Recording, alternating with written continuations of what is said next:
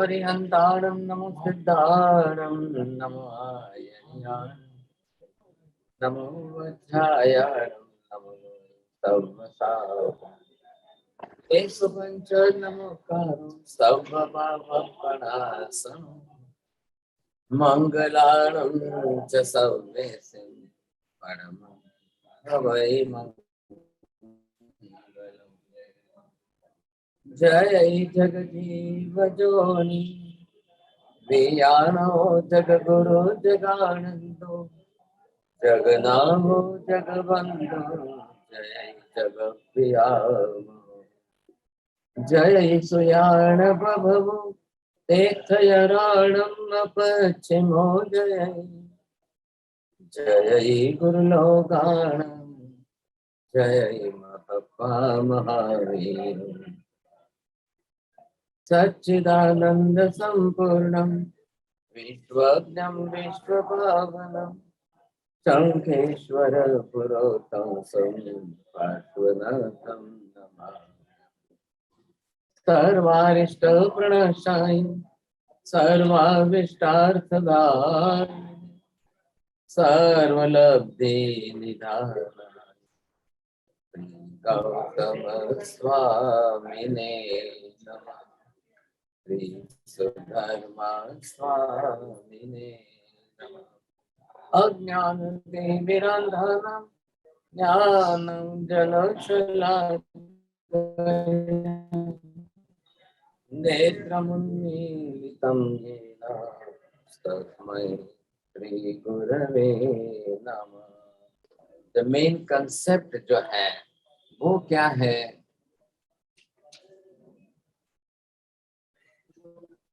सुमतिनाथ भगवान के स्तवन में मुख्य रूप से वो परमात्मा की आत्मा की पूर्ण शुद्धता देख रहे हैं और अपनी आत्मा की शुद्धता के लिए उनको बहुत कुछ प्रयास करने का भाव हो रहा है।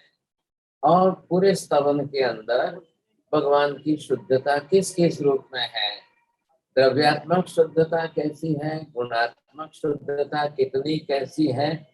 अब उन गुणात्मक कक्षा को देख करके परमात्मा के गुणों को देख करके अर्थात जिन गुणों को देख करके निज गुणों के अंदर प्रकट करने का भाव प्रकट करना है।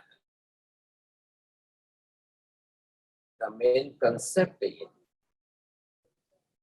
तो इससे ख्याल आ सकता है कि हम परमात्मा की उपासना किस तरह से करें, करने का सही तरीका क्या है। अब बात क्या हो रही है सब, अनादि काल का जो पुद्गल का रंग पड़ा है, पुद्गल में जो आनंद की सुख बुद्धि बनाई है और पुद्गल की बुद्धि के कारण ही जीव पीछे पड़ रहा है। तो जीव पुद्गलानंदी, देहानंदी, देह रागी, पुद्गल रागी बन चुका है, देह लक्ष्य बन चुका है। ऐसा थोड़ा सा ध्यान से समझने की कोशिश करना।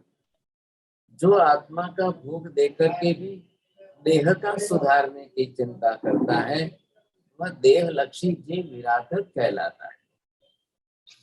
ठीक इससे विपरीत जो देह का भोग देकर के भी आत्मा के सुधारने की कक्षा करता है, वो आत्मलक्षी जीव है, वो आराधक साधक है। बात इतनी सी है, बहुत इंपॉर्टेंट है। आप अपने घर में मार्बल पर लिख कर रखिए साहब, और ये चिंतन करने की चीज है। अपने आप को जब देखेंगे, मैं देहलक्षी हूँ कि मैं आत्मलक्षी हूँ, ये जब हमारा भाव विचार बनेगा तब हमारी आंख खुलेगी कि हाँ सब, मैं तो खुद गलानंदी हूँ और मैं देहलक्षी बना हुआ हूँ। अब मैं आत्मलक्षी कब बनूंगा? ये भाव अगर नहीं बना तो फिर मुश्किल हो जाएगा सब। तो ये हमको लक्ष्य तो पूरी तरह से केंद्रित करना ही पड़ेगा साहब। तो जो लक्ष्य हमें बनाना है वो पुद्गलानंदी से आत्मानंदी कैसे बने, बस ये बात है। अब ये कक्षा कब आएगी? यहाँ जो हमारा ये स्टेप है कि जीव अपनी तरफ से पुद्गलानंदी आप ये कहिए पुद्गल रागी, जब तक ये कक्षा आत्मा की रहेगी, पुद्गलानंदी या पुद्गल रागी क्यों कहें? पुद्गलानंदी हम क्यों कह रहे हैं? सब शरीर जो है वो पुद्गल का है।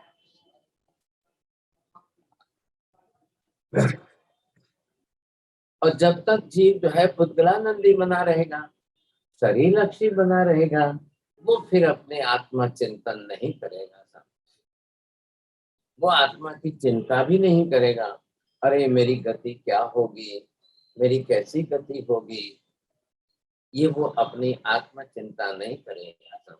बस वो अपने देह के पीछे ही जीवन पूरा करेगा, देह लक्ष्य बन करके ही जीवन बिताता जाएगा।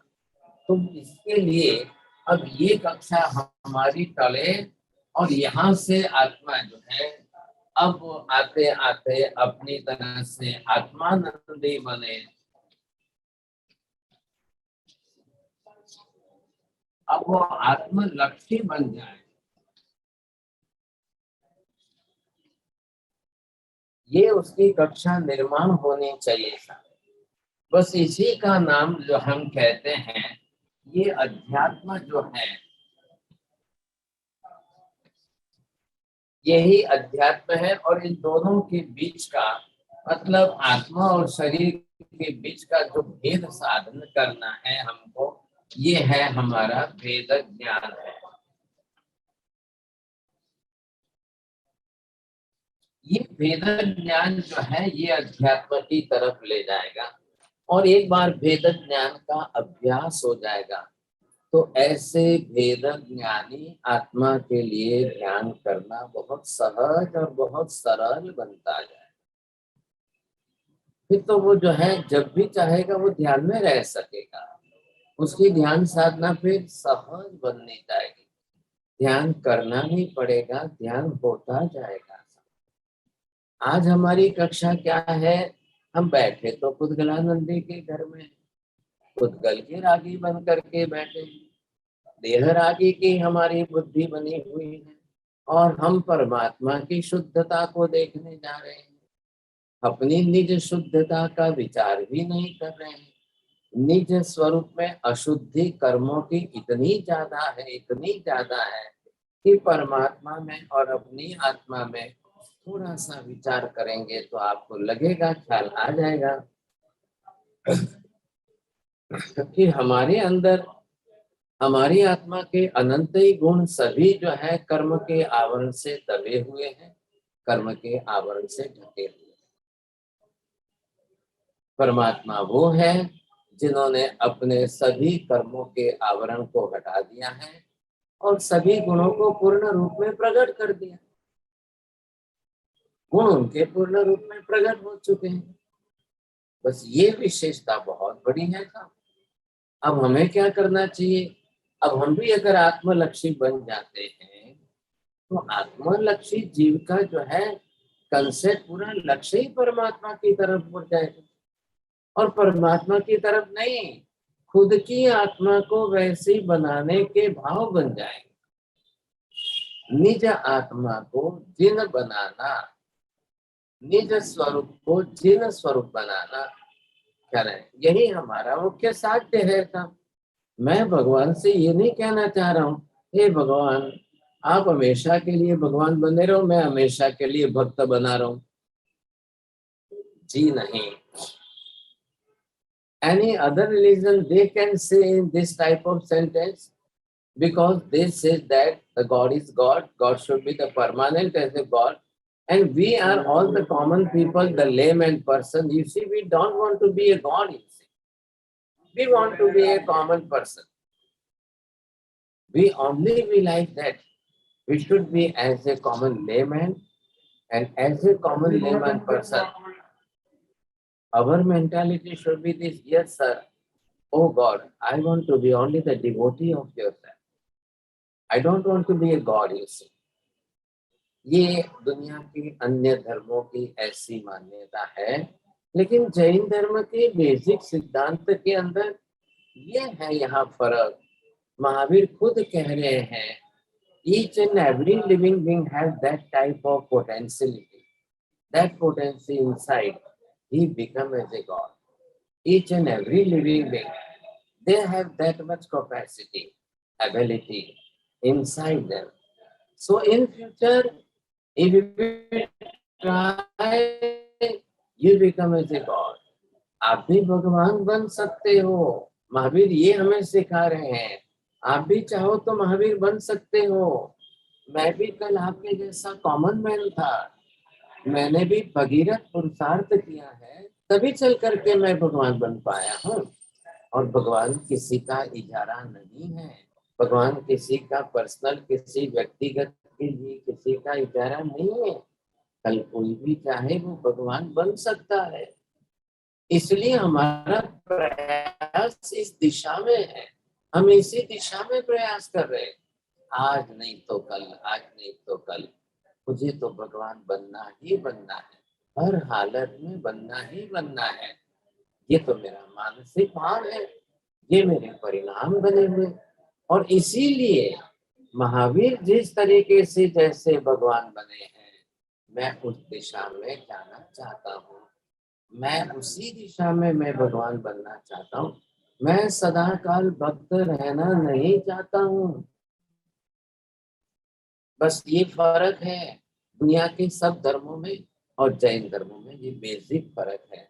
जैन धर्म के अंदर भगवान बनने की प्रक्रिया स्पष्ट बताई हुई। भगवान बनने की क्षमता भी समस्त जीवों में पड़ी है। कोई भी भगवान बन सकता है।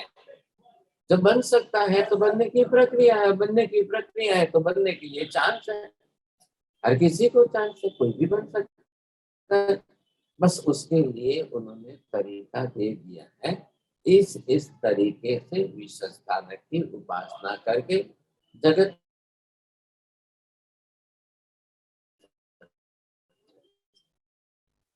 किसी के लिए प्रतिबंध नहीं है, किसी के लिए निषेध नहीं है। लेकिन दुनिया के अन्य समस्त धर्मों ने सबके लिए भगवान बनने का दरवाजा बंद कर दिया है।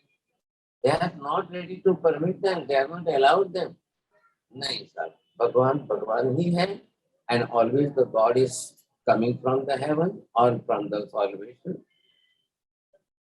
It is just like the incarnation.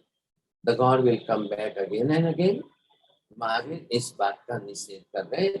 Mahavir ना करें, नहीं सर। एक बार जो आत्मा मोक्ष में चली जाती है और सिद्ध बन जाती है, it will never come back again. अब वो दोबारा कभी वापस संसार में नहीं आएंगे। बस ये बात निश्चित हो। तो अब इसमें जो भी जाएगा वो नया ही जाएगा ना। जो भी कोई जीव भगवान बनेगा वो भविष्य में जाएगा, वो कोई नया ही आत्मा, बिल्कुल नई आत्मा जाएगा। ऊपर से भगवान आने वाले नहीं। इसके लिए यहाँ पर ये देवचंद्र जी महात्मा भी साधना कर रहे हैं और इस साधना का मुख्य लक्ष्य ये बनाया है, हे परमात्मा बस आपके गुणों जैसे मेरी भी गुणों की पूर्णता प्रकट हो जाए, मैं कल भविष्य में भगवान बन सकता हूँ। तो वो पहले अपने आप को वैसा बनाने के लिए भगवान को समझ रहा है, भगवान को पहचान रहा है। वाह भाई वाह, हे भगवान इतनी शुद्धता आपकी है। द्रव्य की शुद्धता इतनी है, गुणों की शुद्धता इतनी है, इतनी उच्च कक्षा की आपकी शुद्धता है, विशुद्ध कक्षा की शुद्धता है। मैं भी भविष्य में आपके जैसे मेरी आत्मा की शुद्धि करके मैं भी भविष्य में भगवान बन सकता हूँ, बनना। अब ये कंसेप्ट आपके ख्याल में आ गया पूरी तरह से। अब समझ गए आप अच्छी तरह से कि आखिर क्या कहना क्या चाहते हैं, क्यों ऐसे परमात्मा की भक्ति कर रहे हैं, क्यों इस तरीके के स्तवन बना रहे, क्यों इस तरीके के शब्द वो गूंथ रहे अपनी रचना के अंदर था। ये विशेषता है। चलिए आज हम थोड़ा सा इसको भास आश्चर्यति उपजे रुचि तेने तत्व ही है तत्परंगी थयो दोषति उभग्यो दोष त्यागे ढले तत्वली है। ये 8वीं गाथा है। आप जरा देखेंगे इसके अंदर तो ये शब्द प्रयोग क्या कर रहे हैं भगवान?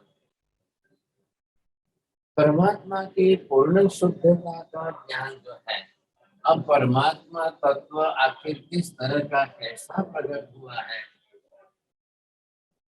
तो यहाँ पर ये बात आई है कि यहाँ परमात्मा है।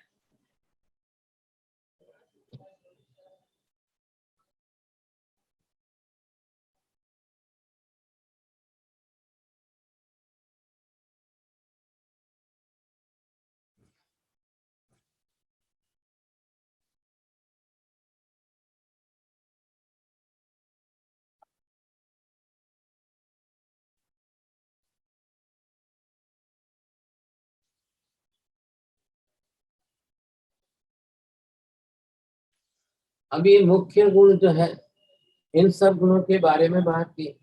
कहानी शुद्धता भास आश्चर्य, हे भगवंत आपका केवल ज्ञान पूर्ण है, केवल दर्शन आपका पूर्ण है, वितरागता पूर्ण है, अनंत वीर्य गुण पूर्ण है और पूर्ण शुद्ध है।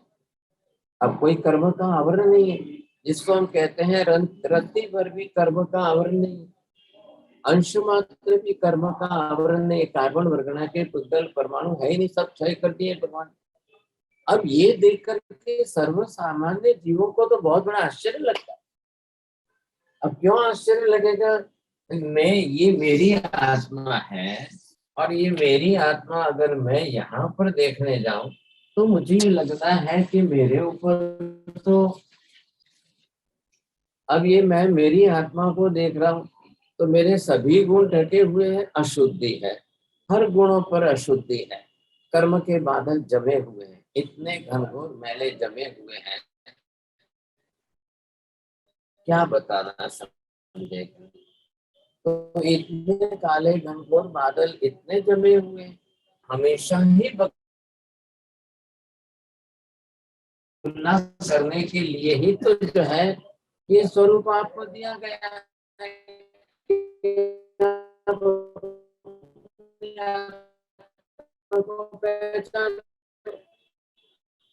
अब मेरी अशुद्धि तो परमात्मा में जाएगी नहीं, और परमात्मा की शुद्धि तो मेरे में ही नहीं। मेरी अशुद्धि माफ करते हैं ना, तो सबकी अशुद्धि भगवान में आ जाती है। सुना है ऐसा कभी आपने? दुनिया में सभी पापी लोग होते हैं, जब भगवान उनके पाप माफ करते हैं ना, तो सबके पाप भगवान में आ जाते हैं। ऐसा ऐसा बोलते हैं। अब क्या करें, जिनको द्रव्यानुयोग का ज्ञान नहीं है सही, जिनको कर्म थ्योरी का सही ज्ञान नहीं है, तो वो ऐसा बोलेंगे। ये कोई बड़ी बात नहीं है, आश्चर्य नहीं, वो बोल सकते हैं। लेकिन महावीर क्या कह रहे हैं आपका? भाई इस जीव के कर्म इसके, मेरे कर्म मेरे कर्म इसमें नहीं जाते हैं, उसके कर्म मेरे में नहीं आते। मेरे गुण उसमें नहीं जाते हैं, उसके गुण मेरे में नहीं आते हैं। उसमें मतलब भक्त है, भक्त और भगवान जो है, तो ये परमात्मा है और मैं भक्त हूँ। अब भक्त के गुण कहाँ से भगवान में जाएंगे, और भगवान के गुण भक्त में कहाँ से आएंगे? भगवान कह रहे भाई मेरे में से कुछ भी तेरे में आना नहीं है, लेकिन तेरे को मैं दिखा रहा हूँ कि मेरे गुण जैसे हैं उतने ही तेरे हैं। जैसे मेरे गुण है वैसे तेरे गुण है। बस मैंने क्या किया है, मैंने पुरुषार्थ किया तो मेरे आवरण टल गए, आवरणों का क्षय हो गया, तो मैंने भगीरथ पुरुषार्थ से कर्म आवरण क्षय किया तो प्रकट हो गए। बादल हट जाएंगे तो सूर्य प्रकट हो जाएगा, बादल हट जाएंगे तो अंधेरा निकल जाएगा, सूर्य का प्रकाश फैल जाएगा। बस करना क्या है? महावीर कह रहे हैं मैं आपको मेरे गुण देने नहीं आया हूँ, आपके कर्म में लेने नहीं आया हूँ, मैं आपको रास्ता दिखाने आया, तरीका बताने आया। आप कर्म क्षय कर सकते हो, आप निद्रा के धर्म से, निद्रा के आचरण से भारी कर्मों का क्षय कर सकते हो। ये विशेषता है, इसको आप समझ लीजिए अच्छी तरह से। बहुत हो गई बात। अब ये समझ में आना चाहिए ना। अगर इतना आ जाता है तो फिर सवाल ही नहीं खड़ा होता है। बस बात इतनी सी है। तो यहाँ पर ये जो है कि जिन जीवों को ये समझाया, क्या पहले भी क्या कह दिया आपने, पहले के स्तवनों में भी देखा है, उससे भी आपको ख्याल आ जाएगा। द्रव्य द्रव्य मिले नहीं कदा, ये आपने आगे के स्तवन में देखा है कि नहीं देखा है?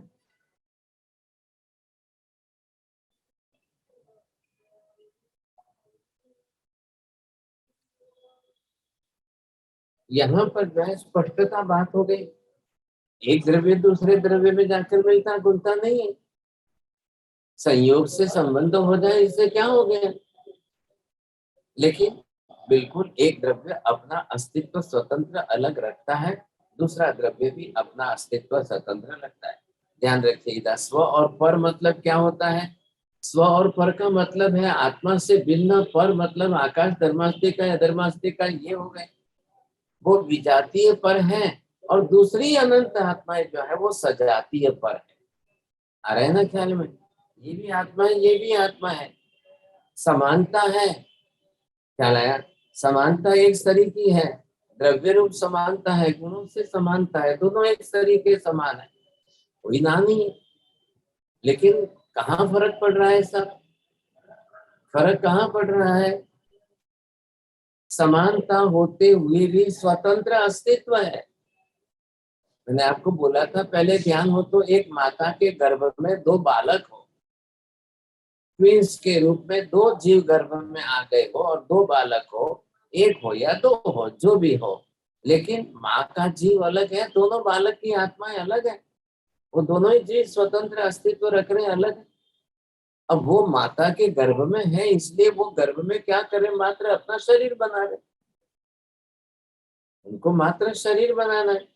अब माता के गुण उसमें नहीं आ रहे हैं, माता के कर्म उसमें नहीं आ रहे हैं, बालक के कर्म अलग है, वो माता में नहीं जा रहे हैं, बालक के जो भी गुण है वो माँ में नहीं जा रहे। बात इतनी सी है, बिल्कुल स्वतंत्र अस्तित्व है। अब समानता है, समानता मतलब द्रव्यगत समानता है, गुणगत समानता है, समानता बरोबर बनी हुई है। लेकिन समानता का ये मतलब नहीं है कि वहां पर जो है दोनों एक हो जाए, ऐसा जी नहीं। बस ये फर्क समझ के रखिए अपना, तो ऐसा ही रहेगा। तो यहाँ पर ये घटना जो आपको दर्शाई गई है, इससे हमको ये ख्याल आ जाना।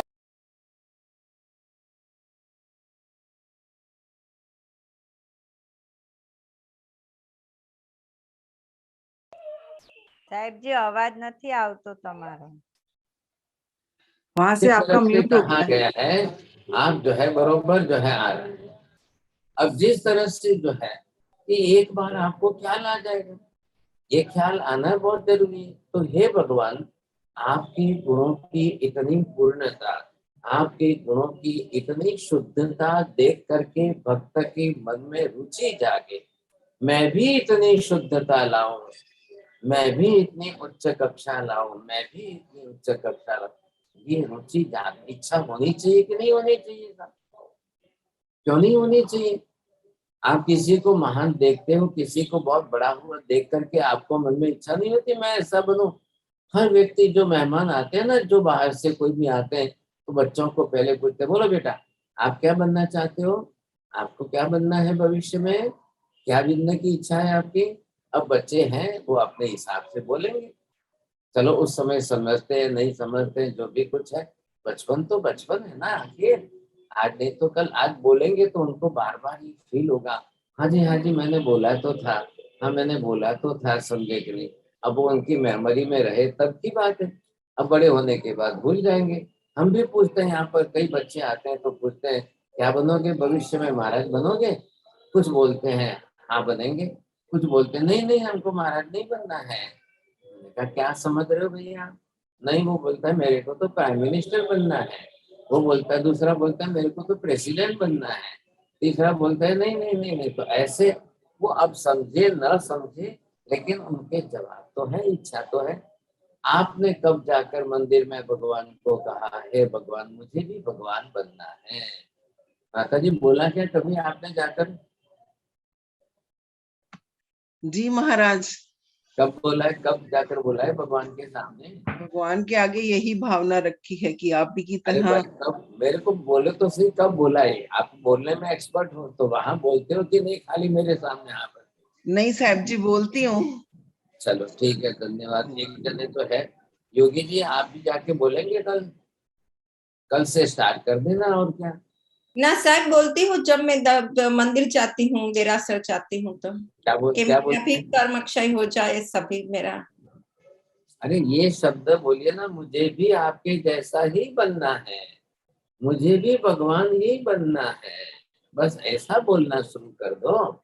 क्या लो, फिर देखिए बोलते रहो बोलते रहो बोलते रहो। और दूसरा एक मैं आपको ये कहता हूँ कि जैसे मैं मेरा एक्सपीरियंस कह देता हूँ, सुबह नींद उठते ही खुलते ही बोलो और रात को सोते ही बोलो। रात को 3 बार 13 बार जब तक नींद नहीं आती वहां तक बोलो, और सुबह उठते ही बोलना शुरू कर दो। वो that is one type of biological clock होती है ना, उसमें अलार्म लगा दो। और फिर भाव देखो, भाव की उत्कृष्टता आती जाएगी धीरे धीरे। और जब भाव की उत्कृष्टता आती जाएगी ना, इतने जीवन में सुधार आ जाते हैं। पहला सुधार क्या आएगा? मुझे किसी जीव के साथ राग द्वेष तो करना ही नहीं है, मुझे किसी भी हालत में किसी को दुख देना ही नहीं है, मेरे लिए मुझे किसी को तकलीफ नहीं देनी है। तब ये सबके लिए बहुत ज्यादा लगता है, ये बहुत ज्यादा अच्छा लगता है। पहले मैं आपको तारीफ तो नहीं करूं, लेकिन आपको भी कहने, मेरी मम्मी जी हैं तो वो अभी भी नहीं कहते कि नहीं आप मेरे लिए तकलीफ नहीं लोगे, आप मेरे लिए तकलीफ नहीं लोगे।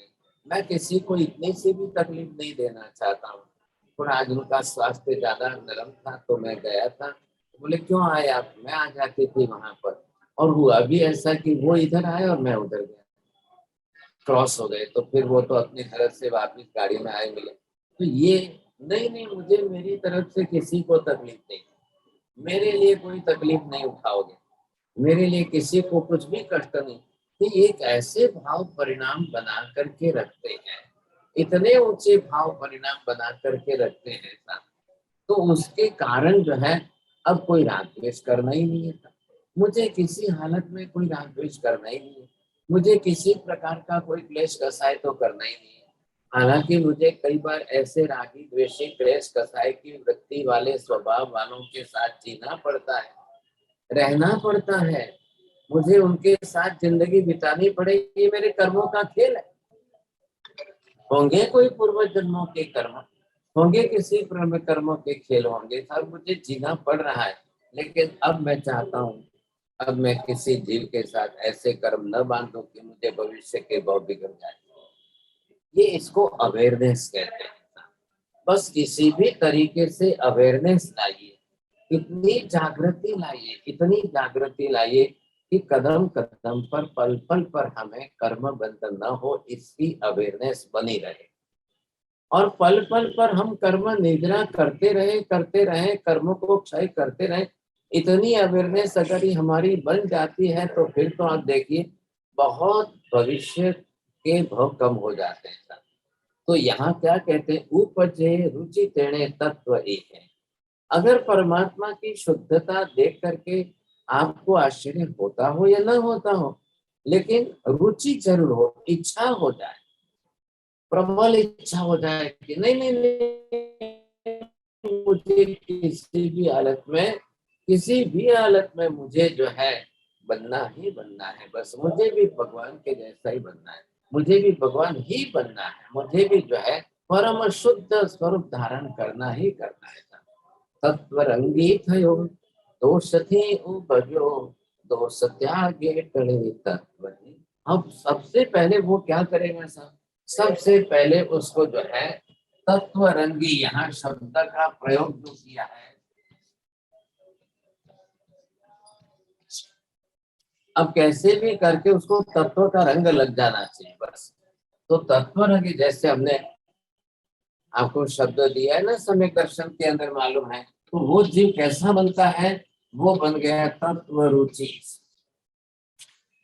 अब तत्व की रुचि उसकी बरोबर बनी रहनी चाहिए। जिज्ञासा जो है, क्यूरियोसिटी जो है, वो इतनी तत्व की ज्यादा बन जाए, बस मुझे इस तत्व की गहराई में जाना ही जाना है। मैंने मेरा जीवन बिगाड़ दिया, मैंने आत्मा को नहीं पहचाना, मैं आत्मा को पहचानने लग जाऊं साहब, मैं आत्मलक्षी बन जाऊं, मैं आत्मा को समझने लग जाऊं साहब। आत्म तत्व क्या है, बुद्धल तत्व क्या है, पर आकाश तत्व क्या है, ये कौन से तत्व कैसे हैं, ये मुझे जो है बरोबर समझना है। तो एक बार ये लक्ष्य बना लेते हैं, समझे कि नहीं, ये तत्व रुचि ये सम्यक दृष्टि का लक्षण है। इच्छा जगना, आप भी तो जानते हो ना कांति भाई, भूख लगने पर भोजन करने बैठते हो कि बिना भूख लगे ही भोजन करने बैठ जाते हो? लगती भी है, भूख लगती है कि नहीं लगती है कभी? अगर भूख ही नहीं लगती है तो भोजन मत करिए साहब। आयुर्वेद शास्त्र का सबसे पहला नियम, बेसिक नियम ये है, भूख लगे तो ही भोजन करना है। भूख नहीं लगती है तो हीरा मोती भी नहीं खाना है, कुछ भी हो कैसा भी हो तो नहीं खाना है। और पूरी भूख लग जाए तो जरूर खाना है, अवश्य खाना है, ये बात। तो ये जो है वैसे यहाँ पर है, वो शरीर की भूख है। भोजन जो है वो शरीर की भूख है। ये क्या है? तत्व रुचि, ये सम्यक दर्शन की भूख है। जिस जीव को तत्व जानने की रुचि जगे, जिस आत्मा को परमात्मा के सिद्धांतों को जानने में रस, इच्छा हो जाए, जिज्ञासा उतनी ही प्रबल बन जाए, वो निश्चित समझिए वो बिल्कुल सम्यक दर्शन के आगे। ये हमारा पहला लक्ष्य होना चाहिए। आप कहीं भी जाइए, आप किसी भी दुनिया में रहिए, लेकिन ये आवश्यक होना चाहिए, मैं तत्व का जिज्ञासु, मैं तत्व रुचि हूँ। अरे देखो देखो, वहां पर 4 महिलाएं बैठी हैं और वो दुनिया भर की बातें करती है, मुझे नहीं जाना है वहां। मैं उनके बीच में जाकर बैठकर उनकी बातें सुनना नहीं चाहता। अब है इसका क्या करेंगे? ये तो लेडीज नेचर है। वो 4 जने इकट्ठे होंगे तो दुनिया भर की बातें करेंगे। अब ये उनका स्वभाव है, लेकिन मैं उनसे ऊपर उठ चुका हूँ। मैं उनसे बहुत ऊपर उठ चुका हूँ, मुझे उस लेवल में नीचे नहीं उतरना है। ये बात निश्चित हो गई। अब ये बात जब निश्चित हो गई तो हमको ये अच्छी तरह से ख्याल आ जाना चाहिए, मुझे उस दिशा में नहीं जाना है। ये बात समझ लेना, समझे? तो तत्व रुचि बनना है और तत्व रंगी बनना है। जिसको ऐसा तत्व ज्ञान प्राप्त हो चुका है, अब मैं उनके साथ होली खेलते ना, होली कैसे खेलते हैं वो आपको रंगता है, आप उनको रंगते हो। होली भी तो प्यार का रंग है ना। ये आजकल लोगों ने रंग खराब कर दिया है सब, लेकिन एक हल्का सा प्यार का रंग है, प्रेम उभरता है, अपने रिश्तेदारों के प्रति आपका स्नेह है, बस वो आप व्यक्त कर रहे हो। जैसे हल्का सा गाल लाल कर दिया गुलाब लगा करके, बड़ी खुशी हो गई, चलो वो राजी हो गए, आप राजी हो गए, समझे कि नहीं? ये ऐसा है तत्व रंगी। मेरे सामने कोई दूसरा तत्वज्ञानी मिल रहा है, मुझे कोई अच्छा चिंतन मनन मतलब क्या होता है? मंथन करना है। अच्छा मंथन करके जो छाछ में से मक्खन निकालता है, ये तत्वज्ञानी का लक्षण है साहब। आप कोई बात दे दो, कोई विषय दे दो, आप किसी भी विषय को बोलोगे वो उसके ऊपर चिंतन मनन करके वो बहुत अच्छी तरह से मक्खन निकालेगा। और ये सब रिसर्च करने वाले क्या करते हैं? संशोधक वृत्ति वाले क्या करते हैं? उनको तो बस तत्व का पॉइंट मिलना चाहिए। अब उसमें से चिंतन मनन करते करते करते उसमें से तत्व जो है ढूंढ लेते हैं। आप तत्व गवेशी बनो, तत्व को ढूंढने वाले बनो, तत्व रुचि वाले बनो और तत्व रंगी बनो साहब। रुचि मतलब भूख लगनी चाहिए। आप अपनी डायरी में प्रतिदिन का नया पत्ता खोलिए और तारीख वार लिखिए, आज मैंने किस तत्व के ऊपर क्या जाना है, क्या समझा है, क्या पाया है, क्या पढ़ा है, क्या सीखा है, क्या समझा है, क्या सिखाया है, क्या समझाया है।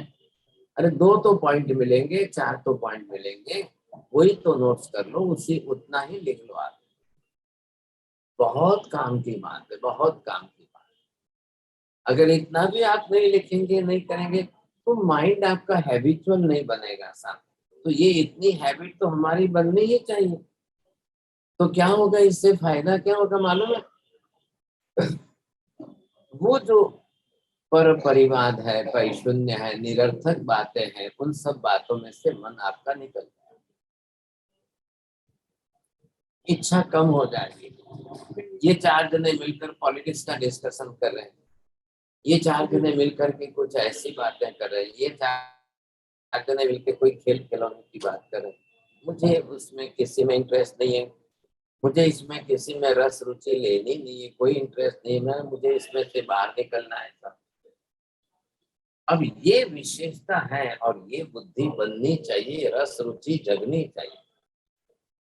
बात ये, अगर ये रस रुचि नहीं जगी तो फिर आप जो है तत्व रुचि नहीं कहलाएंगे साहब, फिर सम्यक दृष्टि नहीं कहलाएंगे, फिर मिथ्या बुद्धि कहलाएंगे, फिर हम जो है तत्व रंगी भी नहीं होंगे साहब। कोई तत्व ज्ञानी हमारे घर में आ जाए, बाहर से कोई आ जाए और वो तत्व ज्ञान का उपदेश देवे, तो घर के 5 में से 1 बैठेंगे शायद और दूसरे जने जो है बहाने बनाकर निकल जाएंगे। वो बाहर निकल जाएंगे, जरा मैं ये लेकर आता हूँ, अरे अरे मेरा ये अर्जेंट कॉल आया ना, मैं उसको पास जाता हूँ, उसने मुझे बुलाया है, इसका ये काम, उसको बहाना चाहिए, वो निकाले। और जो खुद तत्व रुचि होगा वो सब काम छोड़ करके बैठेगा, वो कहेगा नहीं नहीं ऐसा तत्व तो मैं छोड़ ही नहीं सकता हूँ, इतनी ऊंची तत्व की गहन बात है तो मैं छोड़ ही नहीं सकता, मुझे नहीं जाना है, मुझे बैठना। वो सबको सामने से ना कहता है, सबको मना कर देगा, नहीं मेरा इस समय का कोई भी अपॉइंटमेंट कितना भी कीमती हो, मुझे नहीं जाना है, मुझे यही समझना है, यही सीखना है, ये जानना है, ये समझना है, यही मेरी रुचि है, ये तत्व रुचि है। ऐसा मैं भी आपके अंदर देख रहा हूँ, कई भाग्यशाली आत्माएं जो है बहुत लंबे टाइम से, क्योंकि अभी 1.25 बरस हो चुके हैं, कई लोग जो है हमेशा नियमित आते, ये माता जी तो बहुत रेगुलर अखंड है, और ये तो बहुत ही मतलब कब क्लास चले, कब क्लास का टाइम हो गए, कब क्लास का टाइम हो गए, तो ये जो है ये आपकी रुचि बता रही है, इतनी रुचि है तो निश्चित रूप से तत्व रुचि जीव सम्यक दृष्टि होता है, ये आपके थर्मामीटर का वचन है, समझ लीजिए सब। तो सबको ये देखना है, मैं इनकी बात करता हूँ ऐसा नहीं है, सबको अपने अपने अंदर जो है ये करना है।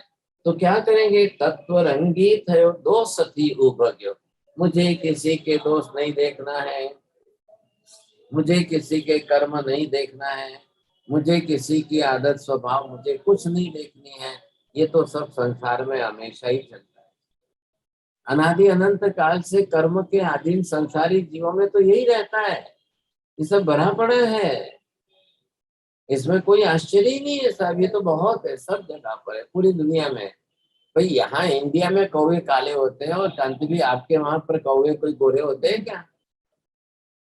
जी नहीं। तो नहीं नहीं नहीं, सब सब कौवे काले इंडिया में ही होते हैं क्या? अरे भाई सब धरती है, जमीन है, देश है, आप ये मत समझिए कि सब इंडिया में खराब है और यूएस में सब अच्छा है, विदेशों में सब कुछ अच्छा और यहाँ सब खराब है, ऐसा कुछ नहीं है था। महावीर तो ये कह गए सब जीवा कम अवस, सर्वत्र संसार में सब जगह पर सभी जीव कर्माधीन है, सब कर्माधीन है। अब कर्म तो है ही कैसे था, अब कर्म के अधीन जो बनेगा वो तो कर्म का फल भुगतेगा। अब यहाँ पर क्या है, दोष त्यागे ढले तत्व ली है, अब दोष का त्याग करके वो तत्व को ग्रहण करता है। आपने देखा है ना, हंस कैसा होता है, हंस की चांट डूबती है और वो दूध पी लेता है, पानी को छोड़ देता है, सार सार को ग्रही रहे थोथा दे उड़ाए। हमको तो सारांश सारभूत तत्व ले लेना है, निरर्थक चीजें हैं वो छोड़ देनी है, बिल्कुल हटा देनी है, छोड़ देनी है। ये हमारे अंदर जो है मुख्य लक्ष्य बनना चाहिए। शुद्ध मार्गे वध्यो साध्य साधन सद्यो स्वामी प्रतिच्छन्दे सत्ता आराधे आत्मनिष्पत्ति तेम साधना न विटके वस्तु उत्सर्ग आत्म समाधि।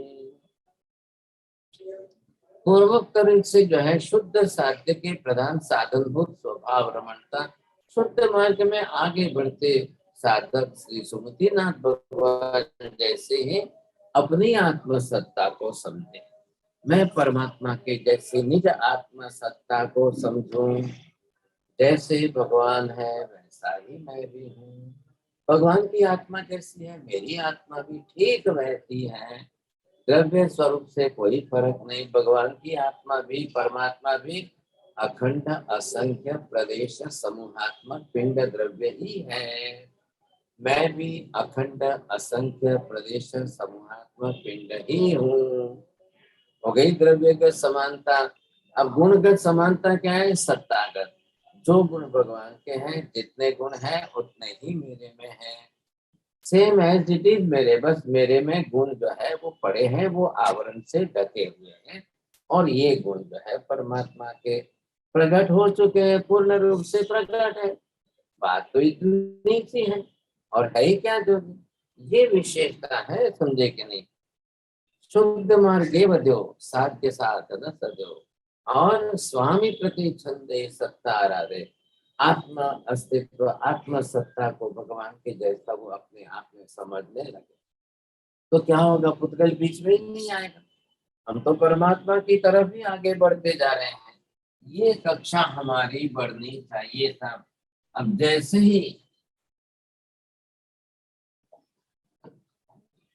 ही ये कक्षा आत्मा की आगे बढ़ेगी ना, तो ये बढ़ते बढ़ते ये जो है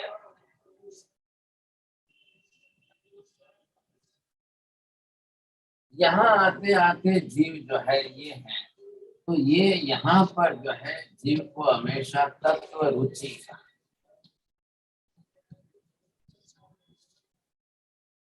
ये चौथा स्टेप है, ये सम्यक दर्शन का स्टेप। ये सम्यक दर्शन का जो स्टेप है, यहाँ आते आते आप बिल्कुल जो है अब सदाई काल, जितने काल तक आप तत्व रुचि बने रहोगे, आपका सम्यक दर्शन और शुद्ध और पवित्र और शुद्ध और पवित्र बढ़ता जाएगा, बढ़ता जाएगा, बनता जाएगा। अगर आपने तत्व का संग छोड़ दिया, तत्व रुचि भाव आपने छोड़ दिया, तो फिर घट जाएगा, बहुत घट जाएगा। अब आत्मा को भव भीरु कर्म भीरु बनना है, बस ये बात है। अब जैसे जैसे आगे बढ़ रहे हो, अब आप जितने आगे बढ़ते जाओगे बढ़ते जाओगे, अब यहाँ आ गए, यहाँ परमात्मा है। परम कक्षा जिस आत्मा ने प्राप्त कर ली वो वहां पहुंचा। अब मैं इसी रास्ते चल रहा हूँ, ये आपको देखना है। अब मैं भी भगवान बिल्कुल आपकी सही दिशा में चल रहा हूँ। अगर मेरी दिशा गलत होती तो बात अलग थी, लेकिन दिशा मेरी बिल्कुल सही है, मैं बिल्कुल सही दिशा में चल रहा हूँ। ये विशेषता मुझे जो है देखनी है। अब परमात्मा को उस कक्षा में पहुंच गए, समझेंगे नहीं? आत्मनिष्पत्ति तेम साधना नवी टके। आत्मा की निष्पत्ति जो है, अब कैसे करेंगे आप? तो ये आत्मा संपूर्ण शुद्ध समाधि अवस्था को प्राप्त करता है, सिद्ध पद को प्राप्त करता है। अब साधन का कार्य पूर्ण होने से साधना विराम पाता। अगर साधक जो है, यहाँ तक हम जो है, ये सब हमारी कक्षा साधक की कक्षा।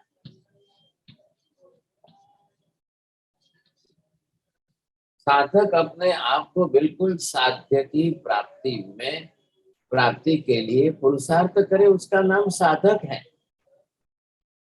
बोलेंगे, बात समझ में आ गई? साध्य क्या है? सिद्धत्व।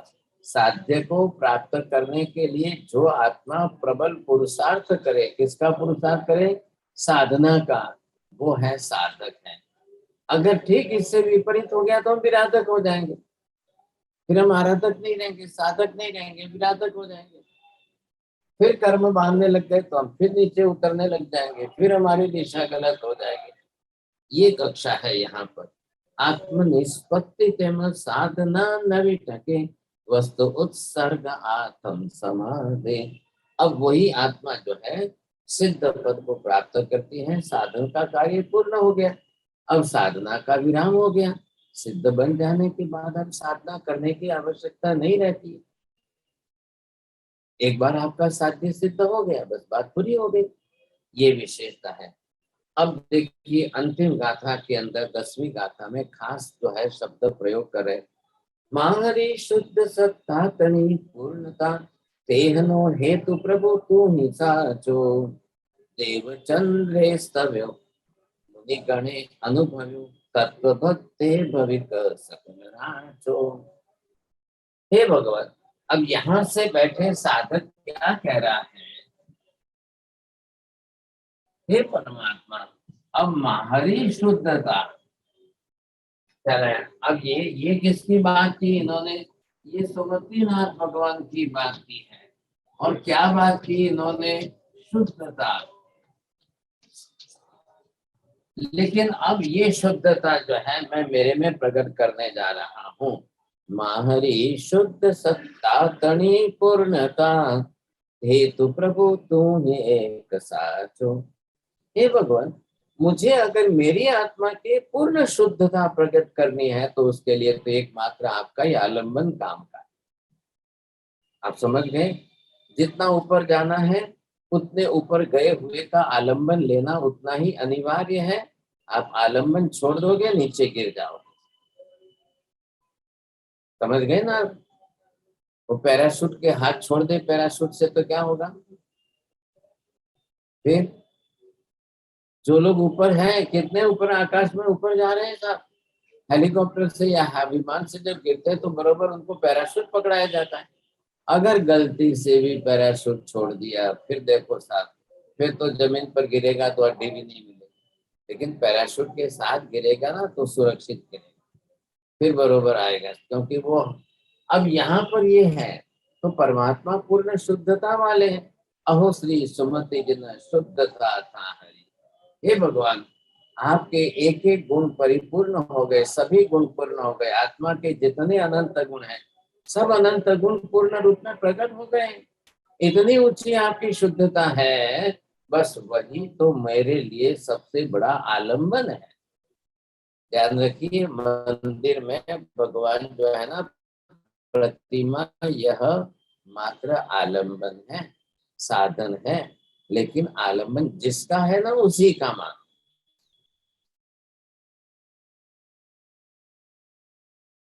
है। ये बात है यहाँ पर विशेष रूप से। तो मेरी शुद्धता कब आएगी? मेरी आत्मा की शुद्धता कब आएगी? हे भगवान, आप शुद्ध हो गए, आप शुद्ध हो गए। मैं आपकी शुद्धता की कितनी प्रशंसा करूं? मैं रोज आपके गुण गाता ही रहूं, मैं रोज आपके गुण गाता रहूं। ओ हो, भगवान इतने शुद्ध हैं, भगवान इतने शुद्ध हैं, भगवान इतने शुद्ध है। अरे भगवान तो शुद्ध ही है भाई साहब। आप भगवान के गुण कहाँ तक गाते रहोगे? भगवान के गुण कब तक? नहीं, भगवान कह रहे हैं मेरे गुण गाने के बहुत हो गए। आप खुद के गुण प्रकट करो, आप खुद के गुण शुद्धि करो, अपने अंदर वैसी शुद्धता लाओ। मेरे कौन से कब मम्मी बेटे को कहेगी अब मैं कब तेरी अंगुली पकड़ूंगी? जब 2 बरस का है, 3 बरस का है, ठीक है, वहां तक अंगुली पकड़ करके ले लूंगी। छोटा है वहां तक गोद में उठा करके चलूंगी। अब तो बेटा, अब तुम जाओ, खुद दौड़ो और खुद जा करके ओलंपिक में फर्स्ट क्लास फर्स्ट आओ। अब तुम्हारा काम है, अब मम्मी नहीं उठाएगी आपको। महावीर यही तो कह रहे हैं। महावीर भी बिल्कुल माँ की जगह पर है। महावीर साफ कह रहे हैं, अब बेटा तुम इतना छोटा नहीं हो, अब आगे बढ़ चुके हो। अब एक एक कदम आगे बढ़ करके इतने बड़े हो चुके हो।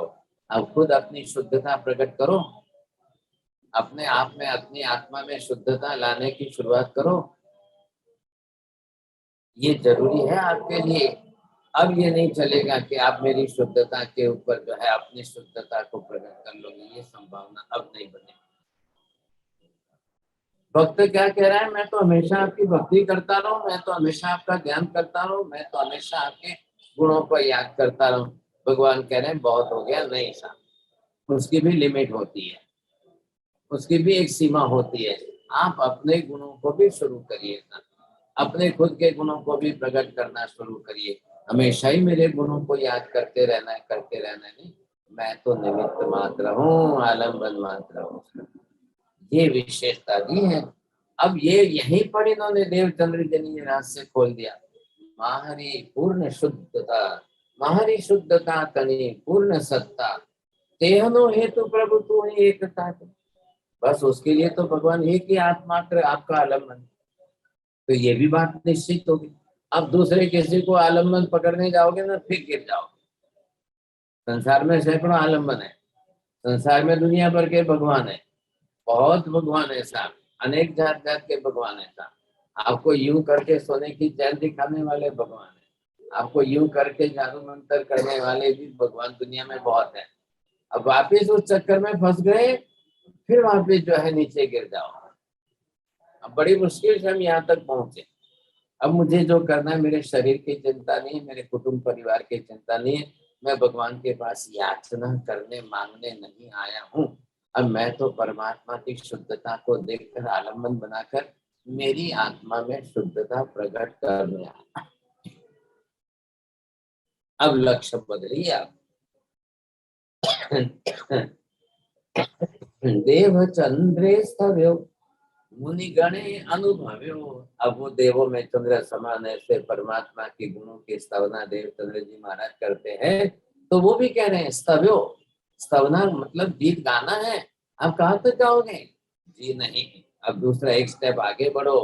मुनि गणे अनुभव्यो, आप अनुभूति करिए। आप खुद अनुभूति करिए पहले। अब ले गए ना स्तर को, गीत गाना, गुणगान करना, उससे चल करके खुद अनुभव करना, ये दूसरा स्टेप आ गया। सब तत्व भक्ति भविक सकल रासा राचो। और फिर तत्व के अंदर आप राचने लगो, नाचने लगो। एक तत्व थोड़ा सा भी मिलता है ना, तो एक बार खिड़की दरवाजे बंद करके नाचो आप। क्या लगे? सबके सामने नाचोगे तो लोग पागल कह देंगे कि भाई इनको मेंटल हॉस्पिटल में एडमिट कर दो, क्योंकि वो आपका इंटेंशन समझ नहीं पाएंगे ना, उनको समझ में नहीं आएगा। आपको आनंद आना चाहिए। आपको तत्व मिल गया। आज मुझे इतना बड़ा अच्छा तत्व ज्ञान, आज मुझे एक एक सिद्धांत इतना स्पष्ट क्लियर हो रहा है। बस आपको इतने खुश होकर के, जैसे कहते हैं ना किसी महिला को 10 लाख का नेकलेस मिल जाए तो वो कैसे खुश होती है, आप अपना दरवाजा बंद करके नाचिए। बहुत जरूरी है। नैसार की आत्मा है ना, पहले जन्म में महावीर स्वामी की आत्मा जो नैसार थी, उसको जब नौकार मिल गया था जंगल में, मुनि महात्मा ने दिया था, तो वो घर आकर के अपना खाना बाहर रख करके दरवाजा अंदर बंद करके वो नाचने लगा। वो बाहर आवाज आ रही थी तो पत्नी ने समझा कि आज सिर पर गर्मी बहुत चढ़ गई है, चलाया कि नहीं, तो अब कुछ क्या करना है। लेकिन उन्होंने कुछ भी नहीं सोचा। भाई तू मेरे को पागल कह दे चलेगा, तू मेरे को कुछ भी कह दे, सब कुछ चलेगा। फिर वो अपनी मस्ती में नाचते रहे। आनंद आया उनको, बहुत आनंद आया, बहुत आनंद आया। ये विशेषता थी उनकी। तो इस तरह से यहाँ पर कहते हैं देव चंद्रे स्तव्यो मुनि गणे अनुभव्यो। अब भगवान के गुणगान गाते गाते अब उन गुणों के अनुभव करना है। इन गुणों का इतना अनुभव, आनंद से अनुभव करना है। और जब इतना अनुभव आपका शुरू हो जाएगा ना, वो स्वानुभूति इतनी होगी, इतनी ऐसी होगी कि आप उसको कह नहीं पाओगे। फिर खुद के अनुभव को दूसरों को कहना मुश्किल हो जाएगा। अपने शब्दों में आप उसको नहीं ला पाओगे। तत्व भक्ति भविक सकल राजो। अब ऐसी तत्व भक्ति होनी चाहिए था। ये क्या की है पूरे स्तवन के अंदर? तत्व भक्ति की। चला है ना आपको?